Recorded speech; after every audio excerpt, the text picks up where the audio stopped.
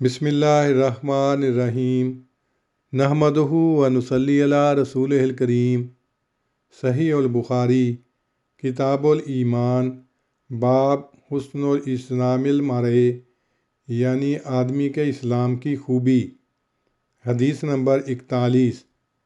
حضرت ابو سعید خدری رضی اللہ عنہ سے روایت ہے، انہوں نے بیان کیا کہ رسول اللہ صلی اللہ علیہ وسلم فرماتے تھے کہ اگر بندہ اللہ کا فرما بردار ہو جائے اور پھر اس کی فرما برداری نہایت عمدہ ہو تو اللہ تعالیٰ اس کی ہر بدی جو وہ پہلے کر چکا ہوگا دور کر دے گا، اور اس کے بعد بدلہ یہ ہوگا کہ ایک نیکی کے عوض 10 گنا سے 700 گنا تک ثواب ہوگا، اور بدی کا معاوضہ اتنا ہی رہے گا سوائے اس کے کہ اللہ اس بدی سے درگزر کر دے۔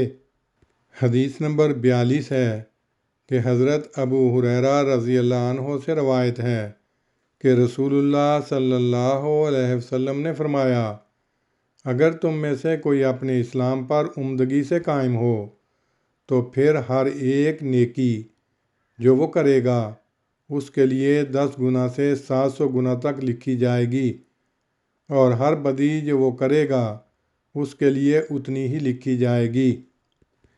اس حدیث کی تشریح میں لکھا ہے کہ حسن اسلامہ سے یہی مراد ہے کہ اعمال میں اپنی خواہشات کا قطعاً دخل نہ ہو، اور ایمانی حالت کی یہ کیفیت ہو کہ اعمال مشقت نہ سمجھے۔ ایسی حالت میں نہ صرف نیک عمل کی قیمت و قدر بڑھ جاتی ہے، بلکہ اگر اتفاق سے کسی بدی کا ارتکاب بھی ہو جائے تو اس کا دائرہ تاثیر بوجہ نیکی کی روح غالب ہونے کے نہایت محدود ہوگا۔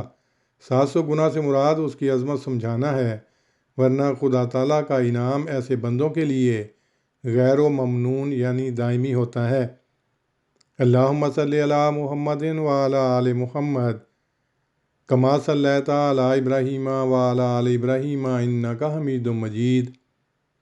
اللہم بارک علی محمد وعلی آل محمد کما بارکت علی ابراہیم وعلی آل ابراہیم انک حمید مجید۔